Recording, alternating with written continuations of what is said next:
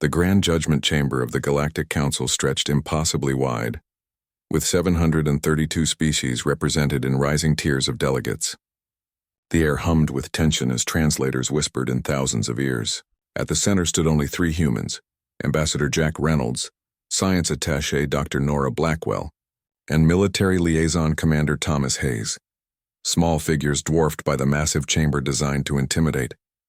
The council speaker, a towering Viridian with iridescent scales that shifted colors with his emotions, currently a cold blue of judgment, rose from his elevated platform. Silence fell across the chamber as his voice boomed through the perfect acoustics. The Grand Council of the Unified Species convenes today to address the matter of humanity, the speaker intoned, his scales rippling to deep purple. Evidence has been presented of reckless expansion, technological unpredictability, and cultural contamination. These charges are severe. Massive holographic displays activated around the chamber, showing human mining operations pushing into disputed territories, weapons tests that had accidentally neutralized a pirate fleet threatening trade routes, and human entertainment broadcasts that had destabilized 12 systems as alien youth began adopting human cultural mannerisms. Ambassador Reynolds stood calmly in his simple gray suit, flanked by his colleagues. Unlike the ornate robes and biological displays of the council members, the humans appeared plain, unadorned, almost ordinary. It made many of the delegates uncomfortable. The evidence shows a clear pattern, continued the speaker. Humanity, despite being granted provisional membership only 30 cycles ago, has expanded faster than any species in council history.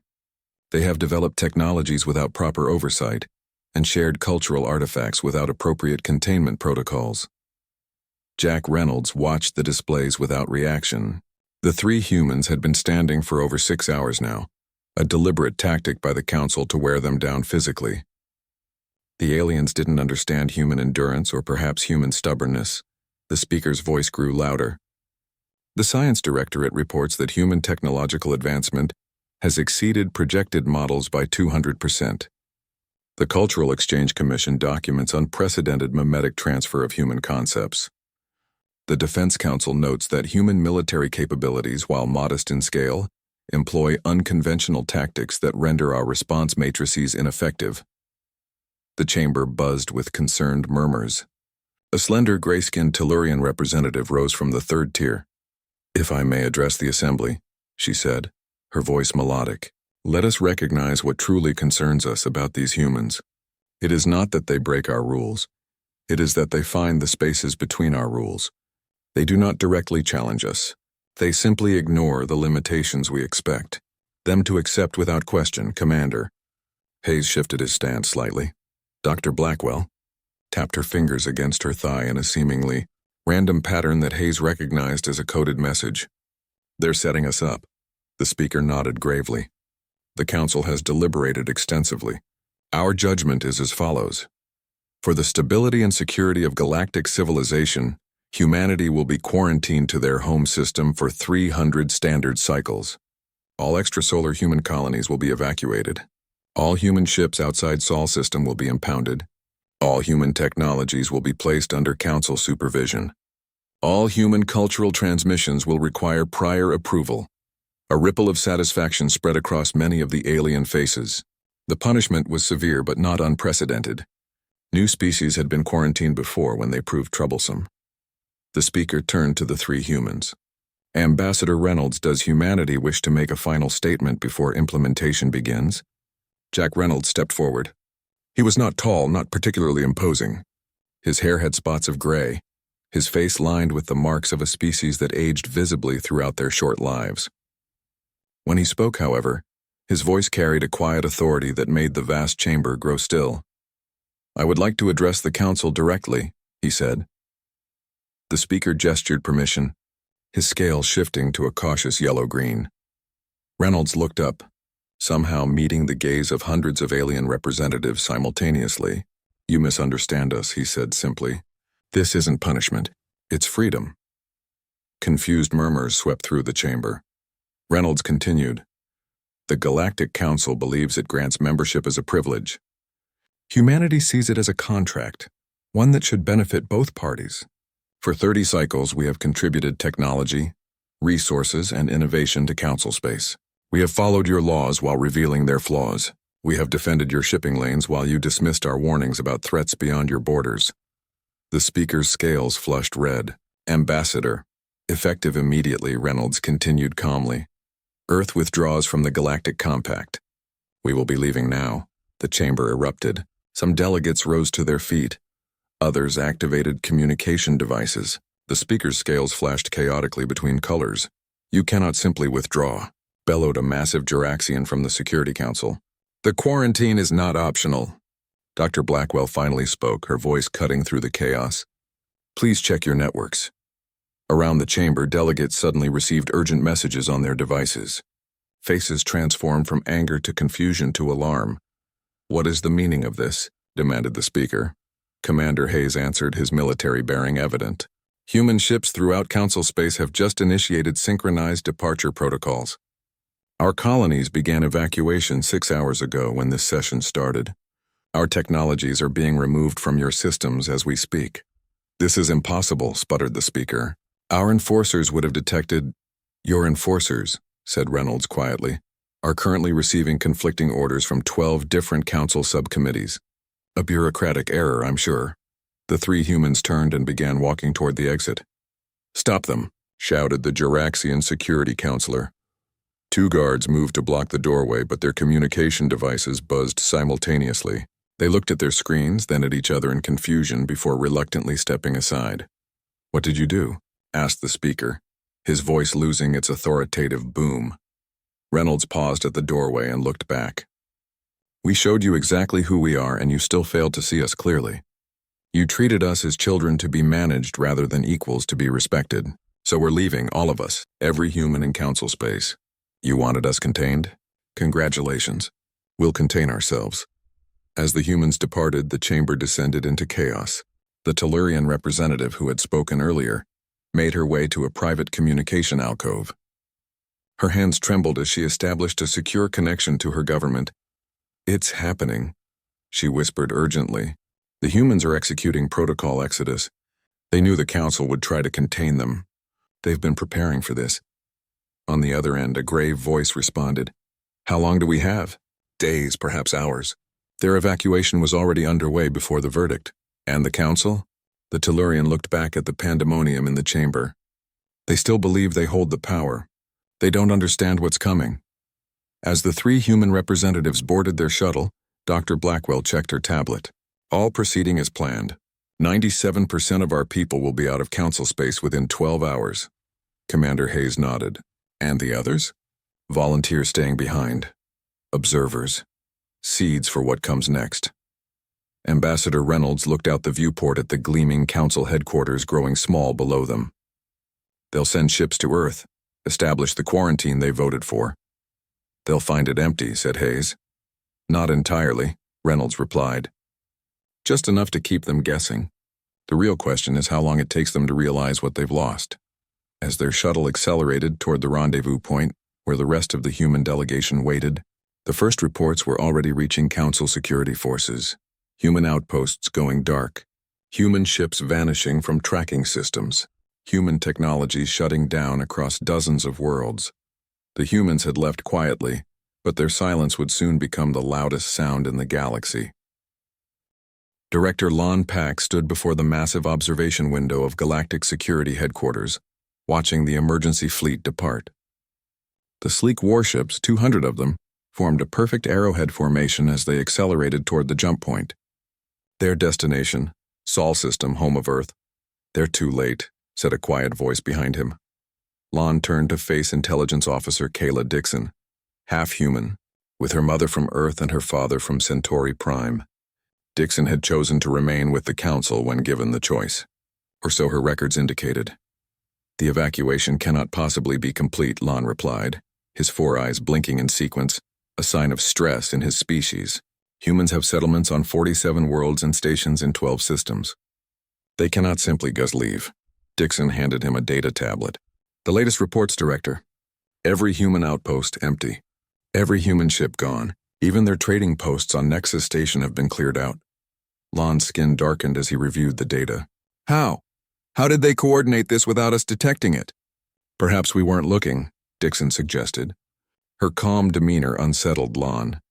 She should be distraught that her mother's people had just executed the largest unauthorized evacuation in Council history. The director turned back to the window. The Council believes this is a bluff. They think humans are hiding in plain sight, or have retreated to a few fallback positions we haven't discovered yet.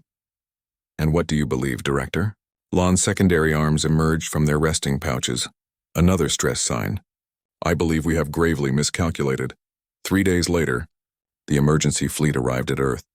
Their commanders expected to find resistance, perhaps even primitive defenses that would need to be neutralized before establishing the quarantine blockade. Instead, they found silence. Admiral Vex Terrax stood on the bridge of the flagship Inevitable Justice, staring at the sensor readings in disbelief. Scan again, he ordered. His sensor officer, a tentacled Morrigan, worked her controls with practiced precision. Confirmed, Admiral. Earth's orbital installations are powered down but intact. Lunar bases show minimal power signatures. Mars colonies are operating on automated systems only. Jupiter mining stations are completely dormant. And Earth itself? Surface scans show approximately 10 million humans remaining on the planet. The Admiral's crest flared in shock. 10 million? Earth's population was over 10 billion. The remaining population appears concentrated in several preservation zones. Rural areas mostly, some historical sites, universities, a few military bases operating at minimal capacity. The Admiral growled low in his throat. They knew we were coming. They knew what the Council would decide. This was planned. His communications officer interrupted. Admiral, we're receiving a transmission from the surface. Put it through. The main view screen activated, showing an elderly human female seated in what appeared to be a garden. Birds sang in the background. She wore simple clothing and had white hair pulled back from a face marked with the wrinkles of her species' aging process. Greetings, Admiral, she said pleasantly. I am Professor Eleanor Wright, designated liaison for Earth's caretaker population. Welcome to our solar system. We've been expecting you. The Admiral struggled to maintain his composure. Professor Wright, I am here to implement the Council's quarantine order. Where are your people? Where have they gone? The old woman smiled. My people? Most have left, as you've no doubt discovered. Those of us who remain are volunteers. Caretakers of humanity's birthplace, this is unacceptable. The Council ordered humanity quarantined to this system, not evacuated from it. You will disclose the location of the evacuees immediately. Professor Wright's smile didn't waver. I'm afraid I don't have that information, Admiral. I'm just a historian who chose to stay behind, but I'm authorized to provide you with full access to our automated systems and remaining facilities. We have no intention of resisting the quarantine. There's simply fewer of us to quarantine than you expected. Back at Council headquarters, an emergency session had been called. The chamber that had recently held 732 representatives now contained only the 47 members of the High Council, the true power behind the Galactic Compact. High Minister Zelkar, a crystalline entity who had led the Council for over 200 cycles, hovered at the center of the chamber. This situation is unprecedented but not unmanageable, he stated, his voice resonating through the crystal that served as his body. Humans are resourceful, but they cannot hide forever. Our intelligence services will locate them. Intelligence Director Lon Pax stepped forward. Minister, with respect, I don't believe they're hiding. The chamber grew quiet. Explain, demanded Zelkar. My analysts have discovered fragments of a coordinated plan. The humans called it Quiet Thunder. We've determined they've been preparing for this possibility for at least 15 cycles, half their time as a Council provisional member. Lon activated a holographic display showing a map of known space. We've detected unusual energy signatures in the uncharted regions, beyond the Sagittarius Arm. We believe the humans have constructed their own jump gates beyond our scanning range. Reptilian Counselor hissed in disbelief. Impossible. Jump gate technology requires enormous resources. Humans couldn't have built unauthorized gates without our knowledge. Unless, interjected a new voice, they had help. All eyes turned to Counselor Trell, representative of the ancient Mbenga civilization. Trell rarely spoke at council sessions, making his intervention significant.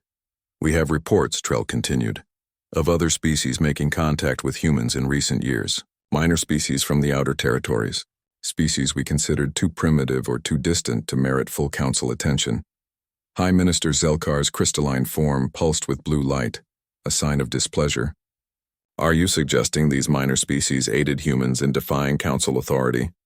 I am suggesting, said Trell carefully, that humans may have built alliances we never detected because we considered both them and their partners beneath our notice. Intelligence Officer Dixon, standing quietly behind Director Lon, allowed herself a small, hidden smile. While the council debated, practical problems began emerging across council space. On Rigel Prime, the central medical network crashed without warning. Technicians discovered that the system's quantum processors, designed by human engineers, had been running on a temporary license that had just expired. The backup systems, supposedly of Rigelian design, failed to activate. In the Antarian defense sector, automated security grids began malfunctioning. The systems had been maintained by human technicians under contract. Without regular updates, critical vulnerabilities emerged that the Antarians' own programmers couldn't address. Trade routes through the Cygnus corridor reported increased pirate activity. For years, human patrol ships had supplemented council peacekeepers in the region. With their sudden absence, shipping companies found themselves vulnerable. 3 weeks after the human exodus, Director Lon summoned Intelligence Officer Dixon to his private office. You knew, he said without preamble. You knew what they were planning. Dixon didn't deny it. I suspected. Why didn't you warn us? Would you have listened? She asked. The council had already decided humans were a problem to be managed. Any warning would have simply accelerated the confrontation. Lon's 4 eyes fixed on her. The council believes we'll find them within weeks. Our analysts project they can't have gone beyond the Perseus arm. Dixon smiled faintly. Your analysts don't understand humans very well. And you do? I understand that humans don't think like the council. You see space as territory to be controlled. Humans see it as frontier to be explored. You value stability above all. Humans value possibility. Lon leaned forward. What aren't you telling me, Officer Dixon? Many things, Director. But here's one. Before I joined Galactic Security, I worked with human explorers who charted the regions beyond the Council's maps. We found things out there, things the Council should have been looking for but wasn't. What things? Other civilizations. Older than the Council. Wiser, perhaps. And threats you can't imagine. Lon's skin darkened again. Are you saying humans fled because of some threat beyond our space? Dixon stood. I'm saying humans left because they realized the Council would never treat them as equals. They went to find partners who would. As she turned to leave, Lon asked one final question. Why did you stay, Dixon? If you knew what was coming, why remain with the Council? She paused at the door. Someone needed to be here to explain what happens next. In the weeks that followed, Council analysts claimed to detect human activity in a dozen different locations. Investigation teams were dispatched, but each returned empty-handed. The humans seemed to have vanished completely. High Minister Zelkar publicly dismissed concerns, declaring that humanity would soon be found and appropriately reintegrated into galactic society. Privately, the High Council began assessing the growing disruptions caused by humanity's absence. Meanwhile, in the darkness between stars, beyond the reach of Council sensors, thousands of human ships traveled in perfect formation. Inside one of them, Ambassador Jack Reynolds stood before a communication array, preparing to send a message to their destination, a star system that didn't appear on any Council map. One full cycle had passed since humanity's departure. In the Grand Council chamber, now seeming somehow less impressive without the contrast of the small human figures once dwarfed by its scale, High Minister Zelkar addressed the representatives of the 732 member species. The state of the Galactic Compact remains strong, the crystalline being projected, his form glowing with confident amber light. The unauthorized human exodus has been addressed with appropriate measures. Our security forces have established monitoring outposts in all sectors where human activity was previously detected.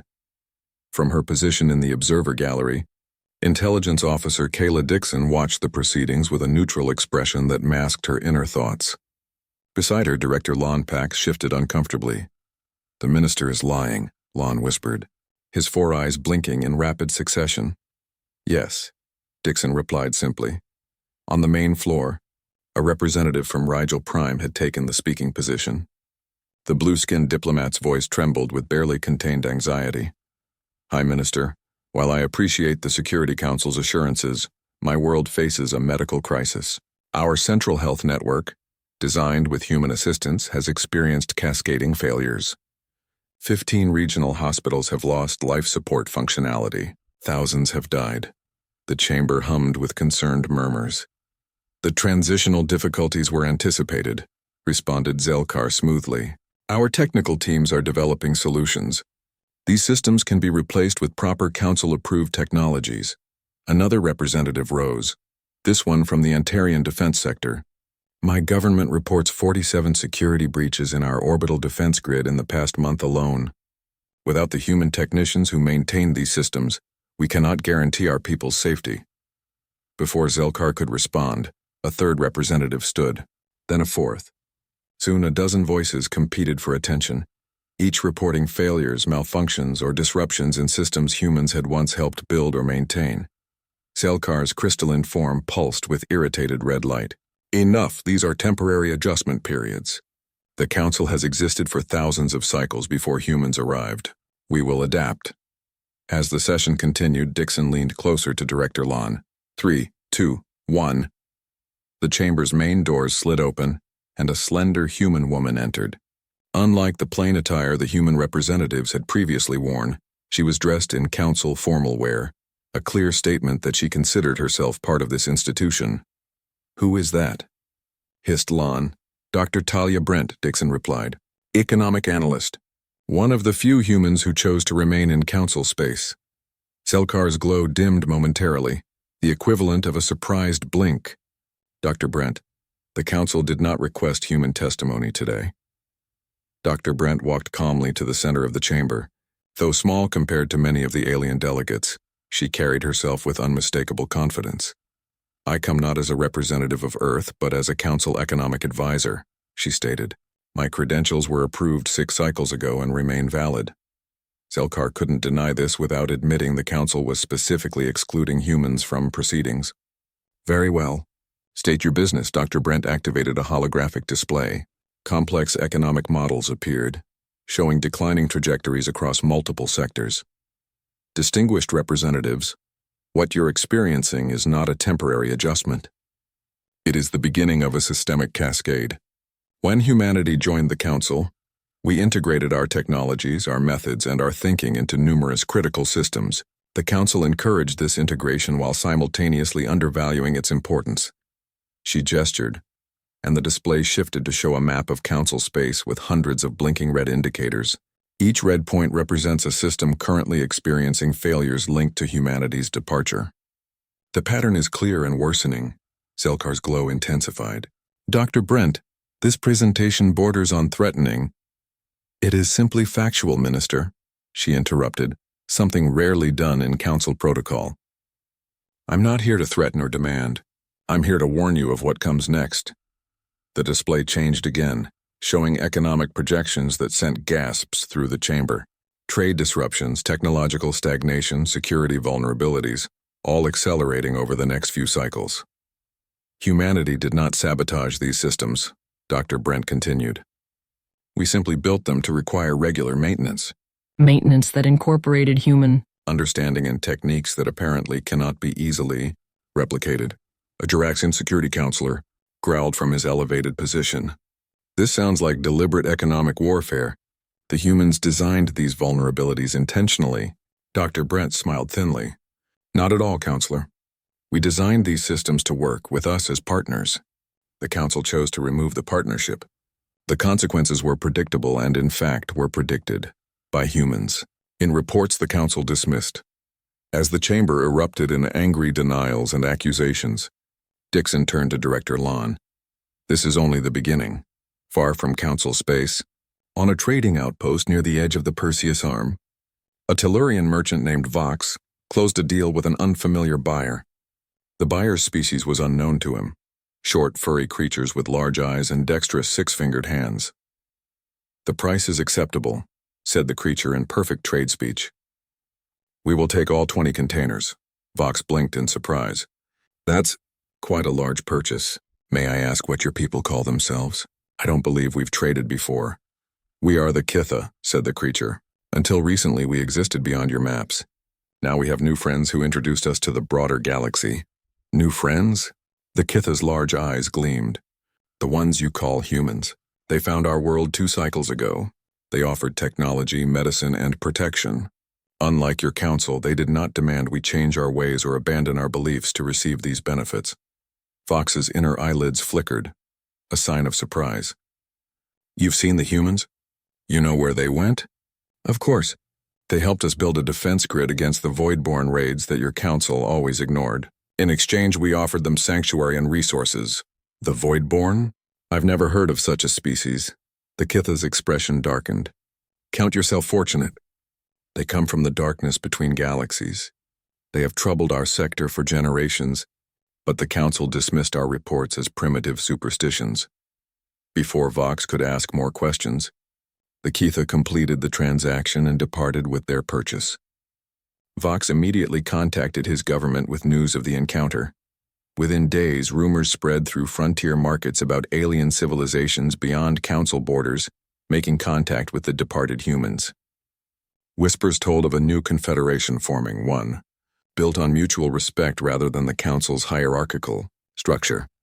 More concerning to Council security forces were reports of advanced technologies appearing in these same markets, devices that incorporated design principles recognizably human but far beyond what the Council believed humans capable of producing. In his private chambers at Galactic Security Headquarters, Director Lon confronted Intelligence Officer Dixon with these reports. These devices, he said, displaying images of sleek machinery unlike anything in Council databases. They're human in origin? Dixon examined the images carefully. The design language is human, yes, but these are more advanced than anything humans publicly demonstrated while in Council space. Were they hiding their true capabilities from us? Not exactly hiding, Dixon replied.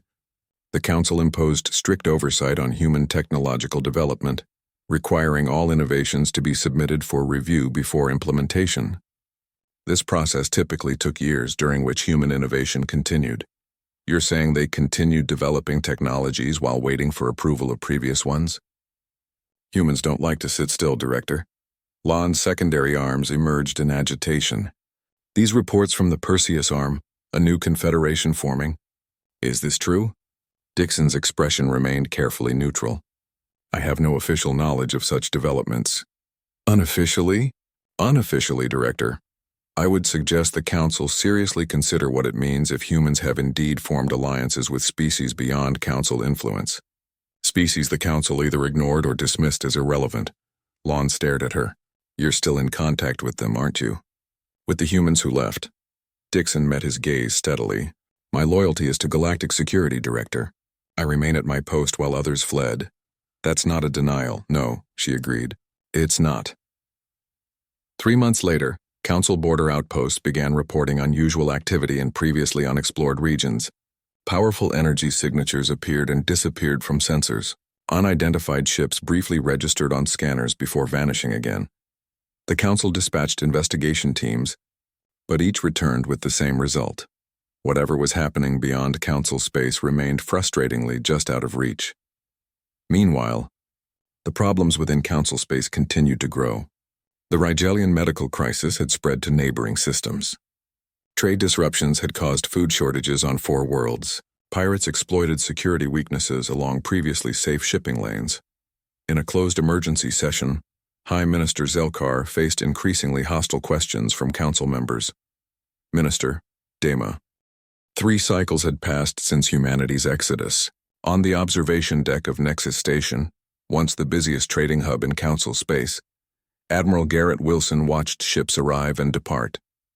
Though he wore civilian clothes, his military bearing remained unmistakable. One of the few thousand humans who had chosen to remain behind, Wilson had retired from Earth's Defense Force just before the Exodus, or so his official records stated. They're late, he muttered to his companion.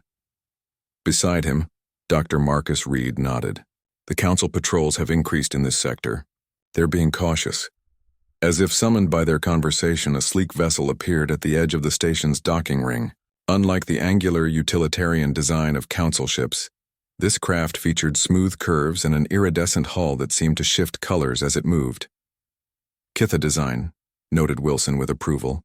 Beautiful ships. With human enhancements, added Reed. The two men made their way through the crowded station toward a private meeting room they had reserved under false credentials.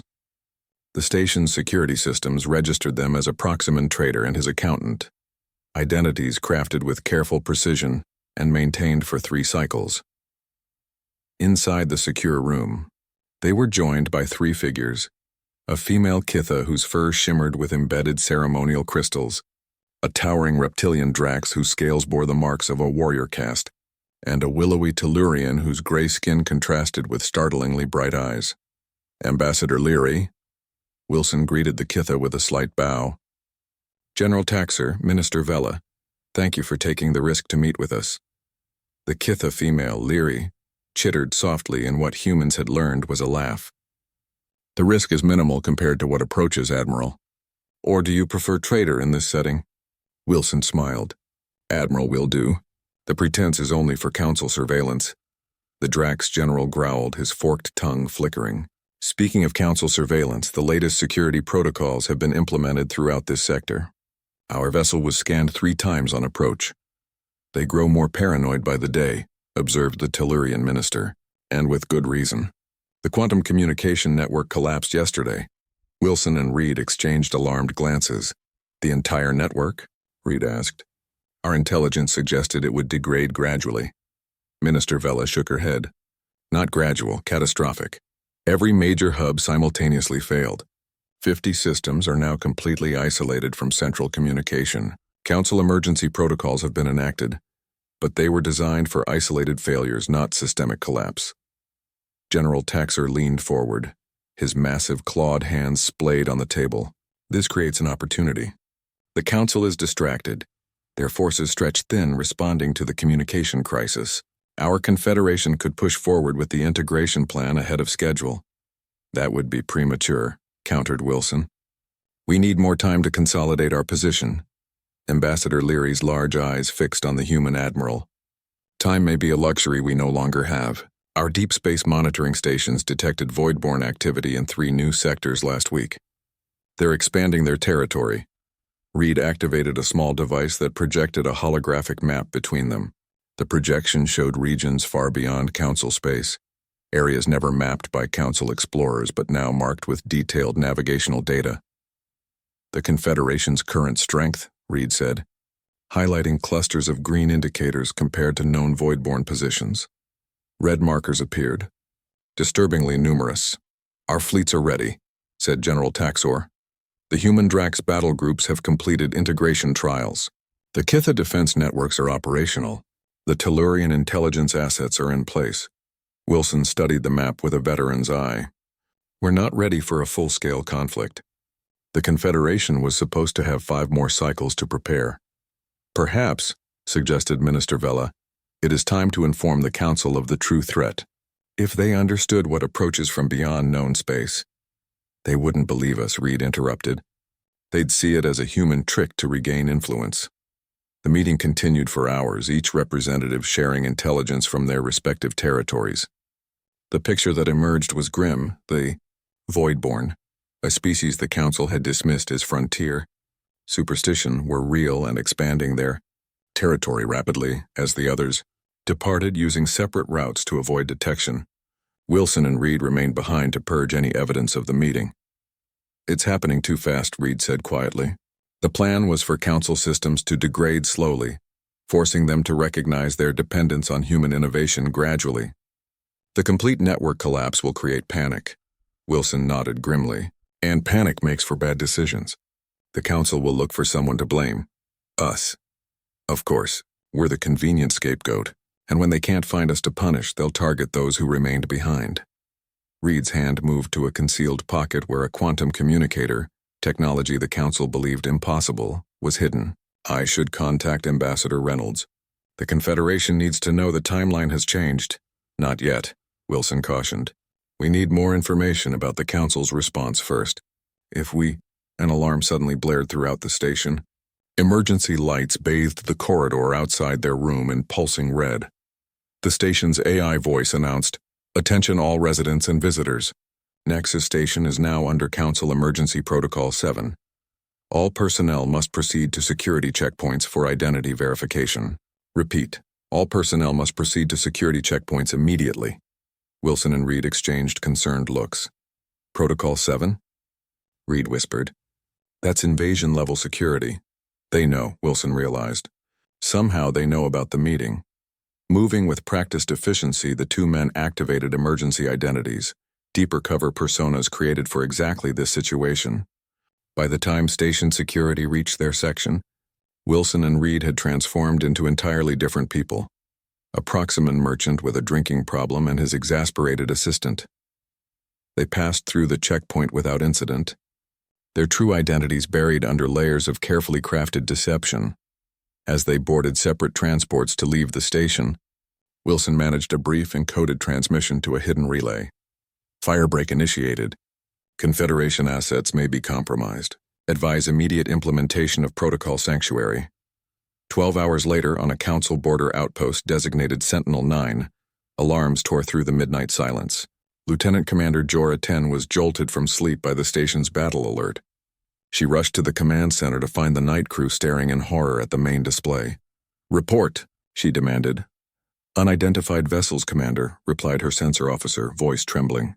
"Hundreds of them just appeared at the edge of our scanning range. Configuration? Unknown. They don't match any registered design. Energy signatures are massive." Jorah studied the tactical display with growing dread. "Send alert to Council Command. Priority Alpha. Request immediate reinforcement. Communications are down, Commander. The quantum network collapse. Use subspace emergency channels then." "Already tried. Something's jamming our transmissions." The sensor officer's console emitted a shrill warning. "Commander, the vessels are accelerating toward us. Weapon signatures detected." "Battle stations," ordered Jorah. "Activate defense grid and prepare to engage." But before her crew could respond, the main screen flickered and changed. A figure appeared, a creature unlike any in Council records. Its body seemed composed of shifting darkness, with multiple limbs that appeared and disappeared as if reality itself struggled to contain its form. Where a face should be, only a void existed, ringed by points of light like cruel, distant stars. When it spoke, the sound bypassed the station's communication systems and resonated directly in the minds of the crew. "Your boundaries are meaningless," it said, its voice a cold whisper that scraped against sanity. "Your defense is inadequate. Your extinction inevitable." The screen went black. Moments later, the first impact shook the station. Sentinel-9 managed to transmit one fragmented message before being destroyed. "Under attack. Unknown enemy. Help." The message reached Council Security Headquarters garbled and incomplete. Director Lon Pax received the report with growing horror, as similar distress calls began arriving from other border outposts. "Coordinate all available defense forces," he ordered. "I need to brief the High Council immediately." In the emergency session that followed, panic quickly replaced the Council's usual decorum. "These attacks coincide perfectly with the communication network collapse," accused the Juraxian security counselor. "This is clearly a human operation." High Minister Zelkar's crystalline form pulsed erratically. "We have no evidence of human involvement. These attackers match no known species profile, because humans have allied with species beyond our space," countered another representative. "Species they could manipulate against us." Director Lon stepped forward. "Ministers, the attack patterns do not match human tactics. Our border outposts report entities that defy conventional physical parameters. The descriptions are consistent with reports we previously dismissed as superstition, reports of the Voidborn." The chamber erupted in denials and accusations. Amidst the chaos, Intelligence Officer Dixon slipped away from the chamber and made her way to a The Grand Council chamber, once the imposing heart of galactic governance, now served as an emergency command center. Holographic displays showed the advancing Voidborn fleets as they pushed relentlessly through what had been secure Council space. 5 cycles after humanity's departure, the galaxy faced an existential threat few had believed real. High Minister Zelkar hovered at the center of the room, his crystalline form pulsing with dim, anxious light. Around him, The remaining High Council members coordinated what defensive efforts they could. Many council representatives had already fled to their homeworlds, hoping to organize local resistance against the coming darkness. "Minister," reported a harried Morrigan tactical officer, "we've lost contact with the Cygnus defense fleet. Antarian space is now completely exposed." Selkar's light dimmed further. "Redirect the Orion battle group to cover the approach to Antarian core worlds." "The Orion battle group was destroyed 6 hours ago," corrected another officer. The room fell silent as this news sank in. The Orion battle group had been one of the Council's most powerful military assets, 30 capital ships with full support squadrons. "How?" demanded Councillor Trell, the ancient Mbenga representative who rarely showed emotion. "How could our most advanced fleet fall so quickly?" Director Lon Pack stepped forward, his 4 eyes blinking slowly. "The void-borne weapons bypass our shield technologies as if they weren't there. Their ships absorb energy weapons and regenerate damage from projectiles. Our tactical databases have no effective countermeasures." Selkar turned on him. "Then develop some. The Council has the finest scientific minds in the galaxy at its disposal." "Had," corrected Lon quietly. "Many of those minds left with the humans. Others have been lost in the attacks. The remaining scientists are working frantically, but without results so far." The massive doors to the chamber slid open. Intelligence Officer Dixon strode in, followed by Dr. Talia Brent. Neither had been summoned to this emergency session. "You are not authorized to be here," Selkar stated, his tone lacking its usual commanding resonance. "Given the circumstances, Minister," replied Dixon calmly. "Authorization seems a trivial concern." Dr. Brent activated a handheld device. A new holographic display appeared alongside the tactical maps, showing a strange vessel unlike any Council design. Its hull featured a distinctive pattern of interlocking hexagonal plates over a smooth, curved framework. "What is this?" demanded Councillor Trell. "Salvation," answered Dr. Brent. "If you're willing to accept it." Zelkar's crystalline form pulsed with sudden anger. "If you've come to gloat over the Council's difficulties." "We've come to offer help," interrupted Dixon. "This ship is called Forgiveness. It's the flagship of the human-led Confederation fleet currently positioned just beyond the Perseus Arm." The chamber erupted in shocked exclamations.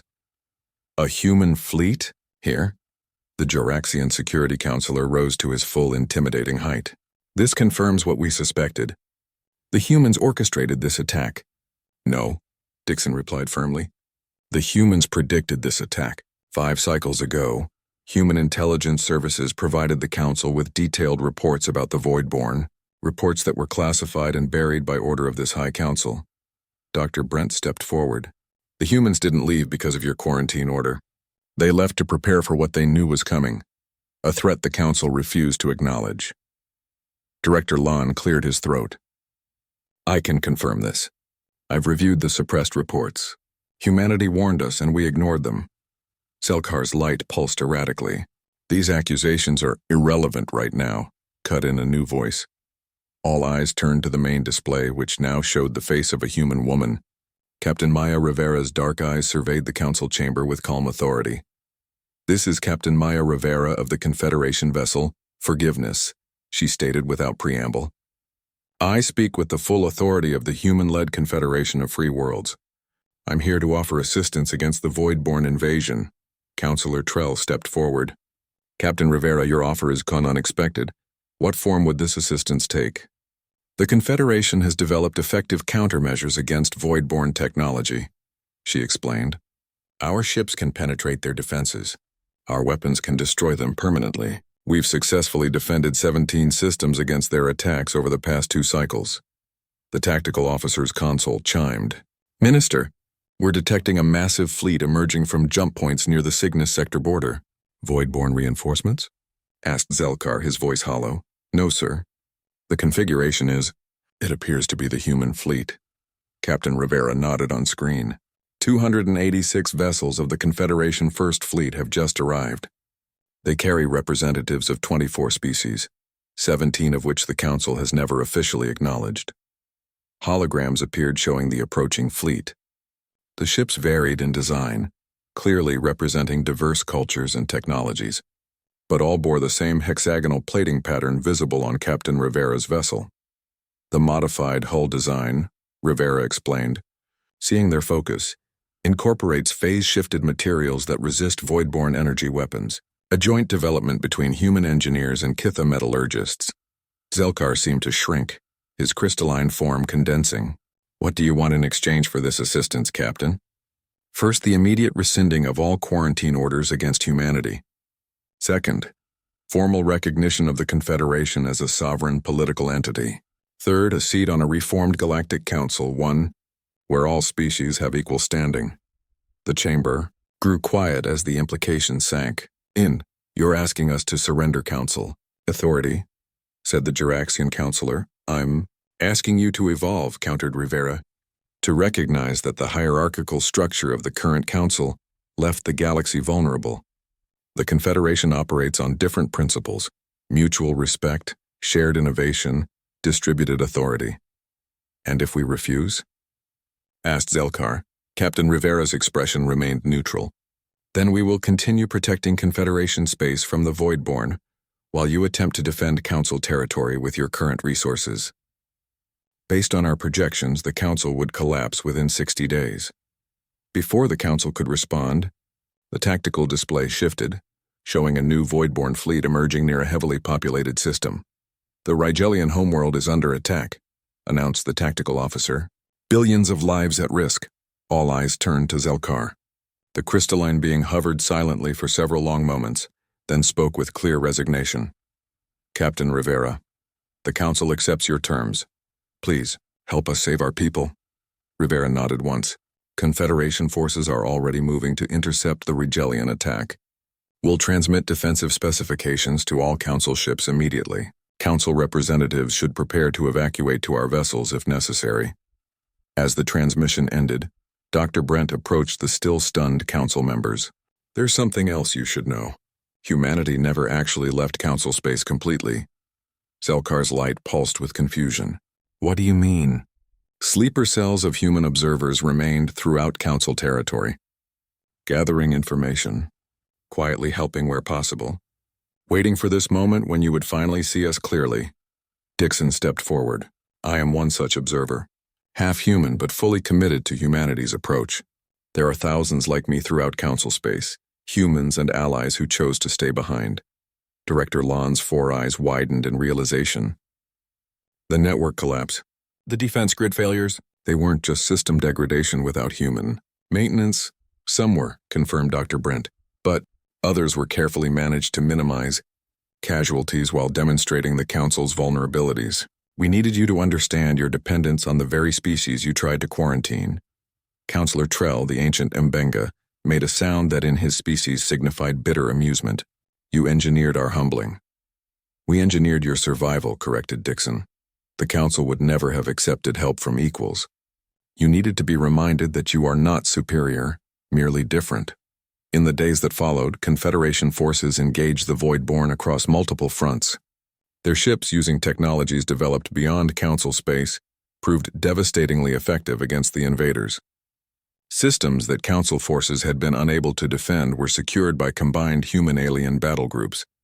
Captain Rivera's vessel, the Forgiveness, arrived at Galactic Council headquarters 1 week after the initial contact.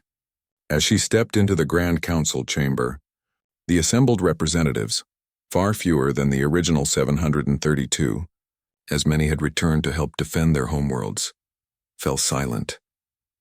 Unlike the simple attire Ambassador Reynolds had worn cycles earlier, Captain Rivera wore a formal uniform that blended elements from multiple cultures. Emblems representing 17 species adorned her collar. She was accompanied by a delegation that included representatives from species the Council had never formally acknowledged. The Kitha, the Drax, and others from beyond the traditional borders. High Minister Zelkar, his form now permanently dimmed from the strain of recent events, greeted her formally. Captain Rivera, the Council welcomes you and your delegation. Rivera nodded acknowledgement. Minister Zelkar, I bring greetings from Ambassador Jack Reynolds and the Confederation leadership.